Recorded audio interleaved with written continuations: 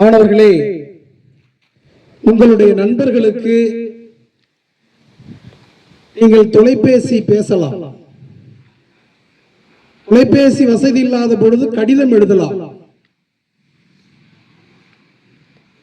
இப்படி தனக்கு நெருக்கமான நண்பர்களுக்கு 1986 டயானா என்கிற ஒரு பெண்மணி நண்பர்களுக்கு கடிதம் எழுதினாள். எப்படி எழுதினாள் என்றால், குவீன் எலிசபெத் என்கிற ஒரு கப்பல் இருக்கிறது.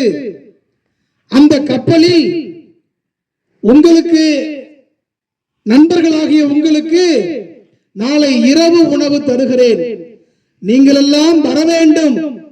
என்ன இந்த குறிப்பில் சொல்லுகிறாள் அந்த பெண்மணி என்றால், இன்னும் 5 ஆண்டுகள் கழித்து உங்களுடைய எண்ணங்கள் எப்படி இருக்கும், எந்த துறையில் நீங்கள் சாதிக்க விரும்புகிறீர்கள், நீங்கள் என்னவாக வர வேண்டும் என்று விரும்புகிறீர்கள், அந்த நிலையில் வர வேண்டும்.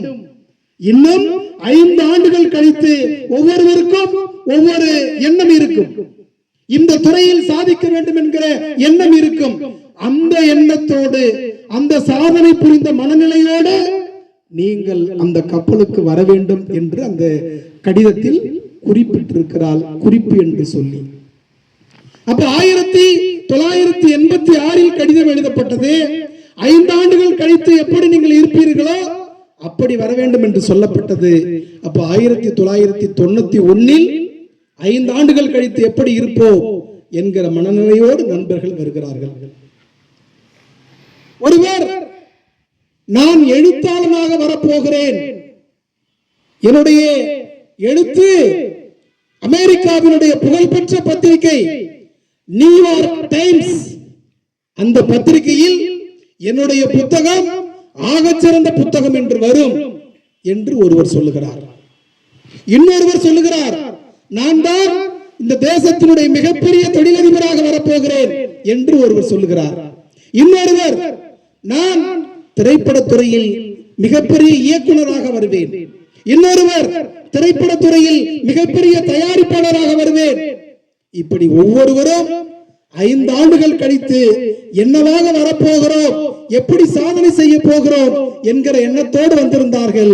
அந்த எழுத்தாளனாக வருவேன் என்று சொன்னவர் ஒரு பேப்பர்ல பத்திரிகையினுடைய பெயரை போட்டு டைப் பண்ணிட்டு வந்தாரு. இந்த பாருங்க, நியூயார்க் டைம்ஸ் என்கிற பத்திரிகை, இதுல என்னுடைய புத்தகம் ஆகச்சிறந்த புத்தகம்னு வந்திருக்கு பாருங்கன்னு சொல்லி அவரே காட்டுறாரு.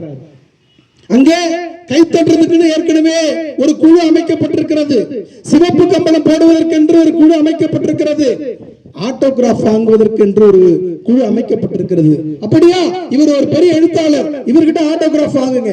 இவர் ஒரு பெரிய சினிமா டைரக்டர், இவர்கிட்ட ஆட்டோகிராஃப் வாங்குங்க. நீங்க எல்லாம் சிவப்பு கம்பளத்தில் நடந்து வாருங்கள். இப்படி டயானா என்கிற பெண்மணி தன்னோடு படித்த நண்பர்களுக்கு கடிதம் எழுதி ஒரு விருந்தினை ஏற்பாடு செய்து அந்த கப்பலில் 5 ஆண்டுகள் கழித்து எப்படி இருப்பீர்கள் என்கிற நிலையை அறிந்து கொண்டார். இது எதுவும் கதை கிடையாது மாணவர்களே, நிஜம். 5 ஆண்டுகள் கழித்து என்ன நடந்தது?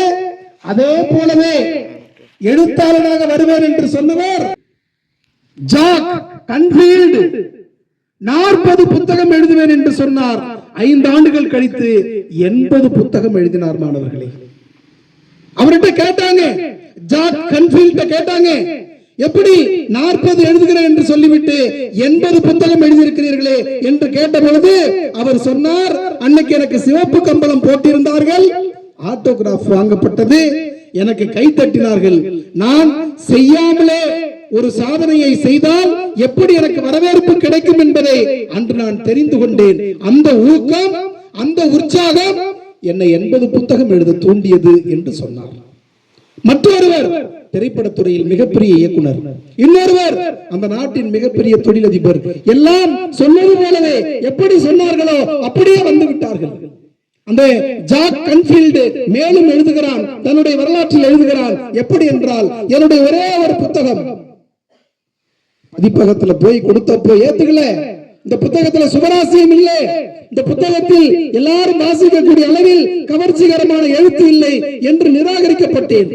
ஒரு பப்ளிகேஷன், 2 பப்ளிகேஷன், 144 பப்ளிகேஷனால் நான் நிராகரிக்கப்பட்டிருக்கிறேன். 105வது பப்ளிகேஷன் என்னுடைய எழுத்தை ஏற்றுக்கொண்டது. அன்பிற்கினிய மாணவர்களே, அவர் என்ன சொன்னார்? நியூயார்க் டைம்ஸ் இதழில் என்னுடைய புத்தகம் சிறந்த புத்தகம் என்று வர வேண்டும். 5 ஆண்டுகளுக்கு முன்பு சொன்னார். நியூயார்க் டைம்ஸ் என்கிற பத்திரிகை ஆக சிறந்த புத்தகத்தை வெளியிடுகிறது. 7 புத்தகங்களை வெளியிட்டது.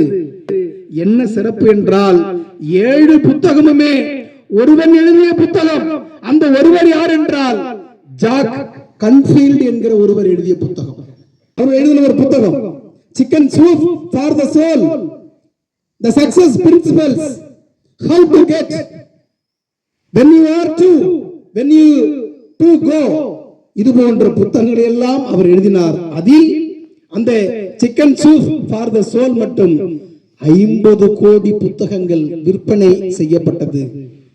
ஒரு புத்தகம் 2 புத்தகம் அல்ல மாணவர்களே, பணத்தினுடைய தொகையினுடைய அளவை சொல்லவில்லை. புத்தகம் 50 கோடி புத்தகம் விற்பனையானது. இதுதான் உலக சரித்திரம் என்று நியூயார்க் டைம்ஸ் எழுதியது.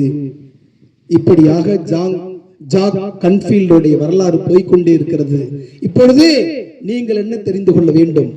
ஜாக் கன்ஃபீல்டுடைய புத்தகம் 50 கோடி புத்தகம் விற்பனையானது. 5 ஆண்டுகளுக்கு முன்பே நான் இப்படி வருவேன் என்று சொல்லிவிட்டார். நியூயார்க் டைம்ஸ் பத்திரிகை பாராட்டியது. அவர் பாராட்டிய அந்த பத்திரிகை பாராட்டிய 7 புத்தகங்கள், 7 புத்தகங்களும் ஒருவரே எழுதின புத்தகம். என்ன நீங்கள் தெரிந்து கொள்ள வேண்டும்? 12வது படிக்கக்கூடிய மாணவர்கள், இன்னும் 5 ஆண்டுகள் கழித்து நான் என்னவாக போகிறேன்? தாசில்தாரா வரலாம், மாவட்ட ஆட்சியராக வரலாம், மருத்துவராக வரலாம், பொறியாளராக வரலாம், அரசியல் துறையில் ஈடுபடலாம், சினிமா துறையில் ஈடுபடலாம் என்கிற ஒரு நேர்மறையான எண்ணம், இதைதான் காட்சிப்படுத்துதல் என்று சொல்லுகிறோம். விசுவலேஷன் உங்களுக்குள் ஏற்பட வேண்டும். இந்த நேர்மறையான எண்ணம் தான் உங்களுடைய வாழ்க்கையை உயர்த்தும். சொல்லுதல் யாருக்கும் எளிய, அறியவாம் சொல்லிய வண்ணம் செயல், வள்ளுவன் சொல்லுகிறான். எனவே நான் மாவட்ட ஆட்சியராக வருவேன், எளிமையா சொல்லிடலாம். அதற்காக உழைக்க வேண்டும்.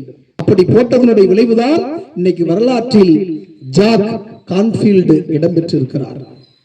எனவே நம்முடைய பெயர் வரலாற்றில் இடம்பெற வேண்டும். நம்முடைய பெயர் சாதனையில் இடம்பெற வேண்டும்.